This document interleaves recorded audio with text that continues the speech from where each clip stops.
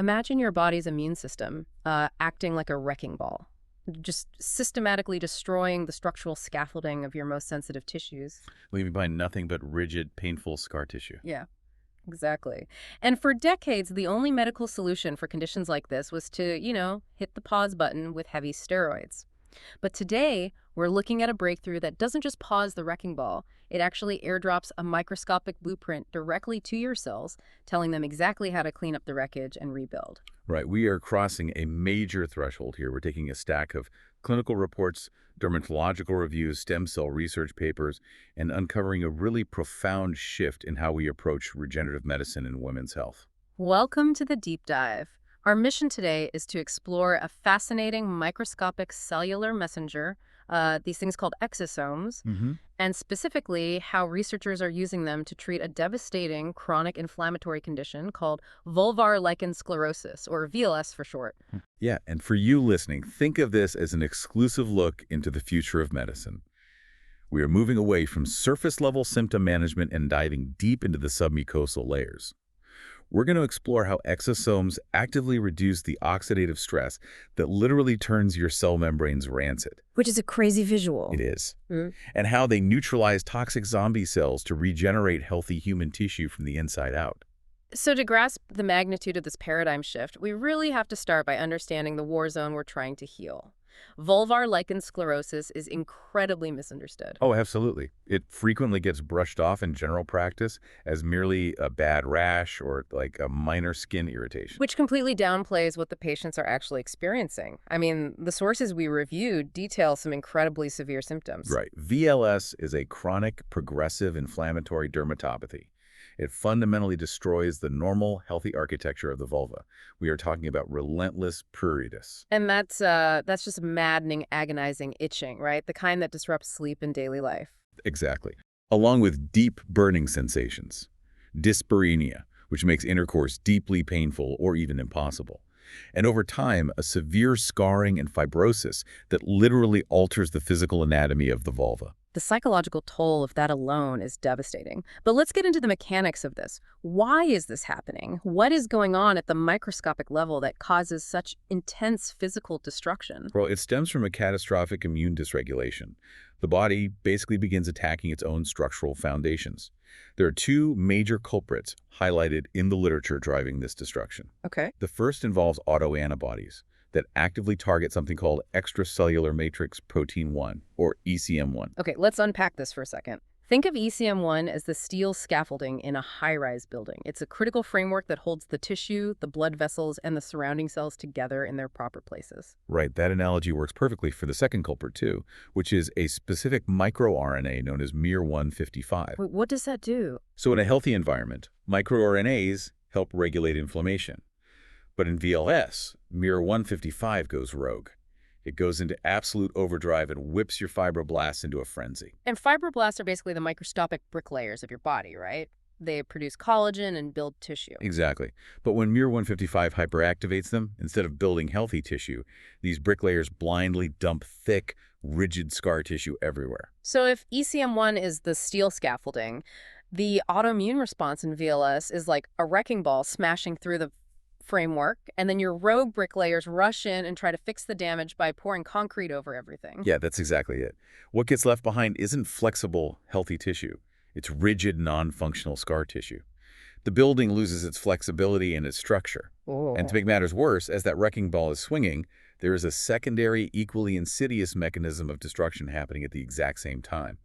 The clinical literature points to massive levels of oxidative stress inside the tissue. Oxidative stress is one of those terms thrown around constantly in skincare marketing, but we need to ground it. What does it actually mean in the submucosal layers of the vulva? Well, it means you have a severe imbalance of free radicals. These unstable molecules are essentially rusting the cellular machinery. Specifically, they attack and degrade the lipid membranes of the cells. Right, because the cells in our body are encased in a protective lipid bilayer, like a layer of fats. Exactly. In VLS, oxidative stress triggers a process called lipid peroxidation. The free radicals literally turn those protective fats rancid. They strip the electrons away, breaking down the cell walls, causing massive localized tissue death. Like pouring more gasoline on the inflammatory fire. Slapping a fresh coat of paint on a building won't fix anything if the steel scaffolding is smashed, and the remaining structural beams are literally rusting away at the cellular level. The building is still going to collapse. Which leads us to the frustrating reality of how we currently treat this condition. The current gold standard first-line defense is the use of high-potency topical corticosteroids. Right. And corticosteroids do one specific thing very well.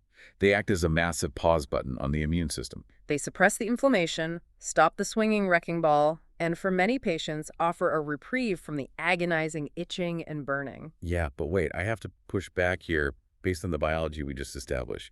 If steroids merely hit the pause button, who is actually fixing the damage? Right. We still have smashed scaffolding and rancid, rusted-out cell membranes. That is the exact limitation driving the newest research. While steroids manage the active symptoms, they rarely achieve true histological normalization. Meaning, in long-standing cases of VLS, they do not repair the structural damage. Exactly. The tissue remains atrophied, fragile, and heavily scarred. The patient just ends up dependent on steroids for life to keep the wrecking ball at bay. We obviously need a play button, not just a pause button. We need a way to actually regenerate the tissue, which naturally led researchers to what everyone considers the holy grail of healing, which is whole stem cells. Yes. If we connect this to the bigger picture, the initial pivot in regenerative medicine heavily focused on adipose-derived stem cells and platelet-rich plasma. And those are harvested from the patient's own fat or blood, right? They are. The goal was to introduce these whole stem cells into the damaged vulvar tissue to promote angiogenesis. That's the formation of brand new blood vessels to feed oxygen to the starved fibrotic tissue. And theoretically, those stem cells would provide a fresh crew of bricklayers to lay down healthy, organized collagen instead of the chaotic scar tissue. That was the initial hope, yeah. But dropping a massive live construction crew into an active biological war zone comes with immense risks. Whole stem cells are unpredictable. They can mutate, right, or trigger an even worse immune response because the environment they're being dropped into is so highly toxic and inflamed. Exactly the problem. Their behavior in an active inflammatory environment is incredibly difficult to control. That is why the cutting edge of regenerative medicine is completely pivoting away from whole stem cells and focusing on something microscopic called exosomes. Here's where it gets really interesting. The literature defines exosomes as natural nanoparticles. They are incredibly small vesicles enclosed in their own tiny lipid bilayer, and they are secreted by healthy cells. Right, the sources refer to this as the secretome. It sounds like a hidden vault of cellular secrets, but the most vital takeaway for you listening is that exosomes are not living cells. They are non-living messengers. They carry a highly specific payload of proteins, lipids, and nucleic acids, particularly messenger RNA and microRNA. Okay, and because they aren't alive, they cannot self-replicate. This immediately eliminates the safety risks and unpredictable mutations associated with injecting live stem cells. Plus, think about the logistical nightmare of live stem cells. They are fragile. They need strict laboratory conditions just to survive. But exosomes, because they are just chemical messengers, can actually be freeze-dried and safely stored at room temperature on a clinic shelf. Yeah, their size is another massive clinical advantage.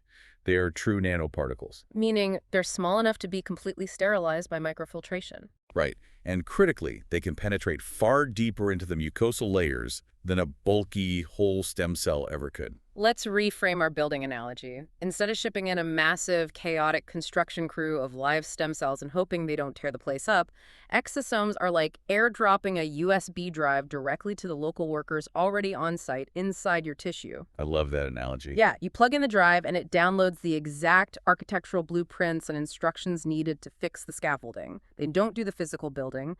They instruct the host tissue on how to heal itself. It's a brilliant mechanism. And it brings us directly to how exosomes tackle that specific microscopic battleground we outlined earlier, the lipid peroxidation and the rusted cellular machinery. But wait, the local crew can't read the blueprints on a USB drive if the computers are rusted out? How do the exosomes actually stop the rusting of the cell membranes? Well, when highly purified exosomes are introduced to the vulvovaginal area, they release their specific signaling molecules. The clinical texts note that these payloads explicitly decrease induced oxidative stress. Do they do this by acting like little chemical sponges soaking up the free radicals? What's fascinating here is they don't do that at all. Then how does it work? The microRNAs inside the exosome act as genetic text messages. They travel straight to the nucleus of the damaged cells in the submucosa and send an instruction. Basically saying, turn on the factory that makes antioxidant enzymes. Exactly. They force the cell to upregulate its own natural defense mechanisms and clean up its own rust. They literally program the tissue to halt the lipid peroxidation. They stop those protective fats from turning rancid, which stabilizes the cell membranes. Right, the tissue finally stops playing frantic defense against the oxidative stress and can transition into a proliferative healing phase. Neutralizing that oxidative stress is a profound intervention, but it's only half of the exosomal payload's mission. Yeah, the other half addresses something just as destructive in chronic inflammatory conditions like VLS, and that's cellular senescence. The zombie cells. This part of the research is absolutely wild to me. It really is. Cellular senescence is a major focal point in longevity and aging research. Under normal circumstances, when a cell is damaged beyond repair, it undergoes apoptosis. So it safely self-destructs and removes itself from the tissue. Yes, but in environments of chronic, relentless inflammation, like the vulvar tissue of a VLS patient, the cells become incredibly stressed and enter a state of senescence. Meaning they stop dividing, but they refuse to die. They become microscopic zombies. And they don't just sit there quietly taking up space. These senescent cells secrete a highly toxic inflammatory soup. Oh, wow. In the medical literature, this is known as SASP, the senescence-associated secretory phenotype. Right. It's a localized, continuous release of pro-inflammatory cytokines and tissue-damaging proteases. So you have these zombie cells embedded deep in the tissue, actively vomiting out a toxic soup that degrades all the surrounding healthy tissue, which drives the relentless itching and forces those rogue bricklayers to build more scar tissue. It creates a vicious, self-sustaining cycle of inflammation. This is where exosomes prove their incredible regenerative value. The clinical studies demonstrate that highly purified exosomes, specifically those produced by young, healthy stem cells, act as an antidote to this entire process. Do they just hunt down and kill the zombie cells? They actually alter their behavior at the genetic level. The mRNA and proteins within the exosome payload actively downregulate those senescence markers. They suppress the genetic pathways that trigger the release of that toxic SSP soup. Exactly. By silencing the inflammatory alarms coming from the zombie cells, the exosomes alleviate the aging cellular phenotypes and reactivate the surrounding tissue's natural renewal pathways. Wait, I have to play devil's advocate here. If senescence is technically a mechanism to stop damaged cells from dividing, which prevents cancer, aren't we risking tumor growth by forcing these damaged zombie cells to stay active or turn their alarms off? Like, is there a long-term safety risk here? It's a critical question, and it really highlights why exosomes are superior to live stem cells. Exosomes don't force heavily mutated cells to start dividing wildly again. Okay, so what do? Instead, they quiet the inflammatory SAP response and promote autophagy, which is the cell's process of recycling its internal junk. In cases where the cell is too far gone, the exosomes can actually push the cell back into healthy apoptosis, allowing it to safely die. They reset the microenvironment rather than immortalizing broken cells. Okay, that makes sense. They clear the toxic soup and let the neighborhood clean itself up. But how does this actually work in a real clinical setting? Right. I mean, we aren't just rubbing a freeze-dried exosome powder on the skin and hoping it sinks in. To reach those deep fibroblasts and silence those sub-mucosal zombie cells, you need a serious delivery system. The epidermal barrier is literally designed to keep things out. Yeah, clinicians have to pair these highly purified exosomes with advanced delivery technologies. The sources detail a few fascinating methods to ensure the nanoparticles reach the deep subdermal, adipose, and mucosal layers. Like using medical microneedling, like a dermapin. Exactly. The tiny needles create microchannels straight through the rigid scar tissue, allowing the exosome blueprint to bypass the surface and flood the submucosa. Another highly advanced method mentioned in the reports combines exosome therapy with fractional radiofrequency technology, specifically systems like Morpheus 8V. Right. Radiofrequency microneedling. So we are combining heat and needles. How does the heat help? Well, the heat generated by the radiofrequency literally denatures the rigid collagen in the fibrotic scar tissue. It melts down the concrete that those rogue bricklayers poured everywhere. You break down the bad architecture with heat, and then immediately flood the zone with the exosomal USB drives, giving the local workers the exact biological instructions for how to rebuild healthy tissue instead of just forming more scar tissue. The clinical outcomes of these delivery methods are truly remarkable. The sources highlight a specific case study of a 34-year-old female patient whose condition was incredibly advanced. We are talking about severe structural changes here.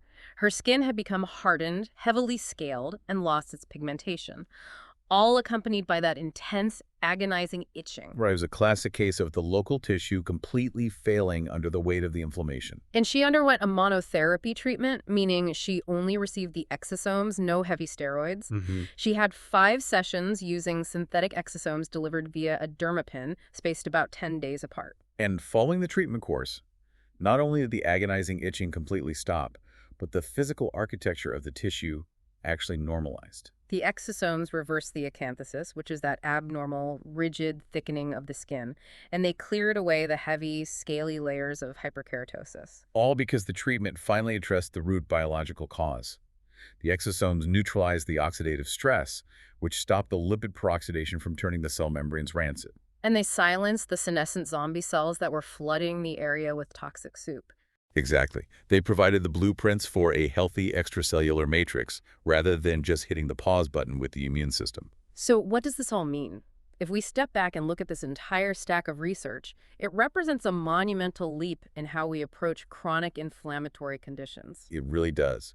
For decades, patients with VLS were left with halted damage, but no actual structural repair. Now we are isolating the exact non-cellular blueprints that can be sterilized and delivered deep into the mucosa to instruct the body's own local cells to regenerate naturally. Yeah, we're shifting away from lifelong dependence on heavy immunosuppressants and moving toward highly localized tissue regeneration using the body's own communication networks. We are literally learning to speak the language of the cells, giving them the exact code they need to heal themselves. And the potential application of this mechanism stretches far beyond just vulvar dermatopathies.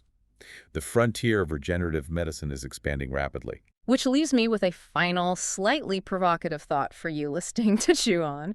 We've just explored how researchers can harness these exosomal USB drives to reverse lipid peroxidation and stop autoimmune inflammation in the vulvar mucosa. Right. But what happens when we fully map and master this biological language? Could we one day, in the near future, synthesize completely designer exosomes? Oh, wow. Right? Nanoparticles programmed from scratch to permanently cure any localized autoimmune disease with a single targeted microneedle patch.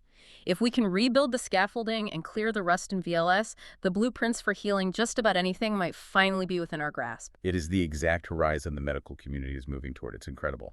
Next time you think about healing, remember that sometimes the most profound repair doesn't happen with a massive intervention. It happens invisibly, one microscopic genetic text message at a time.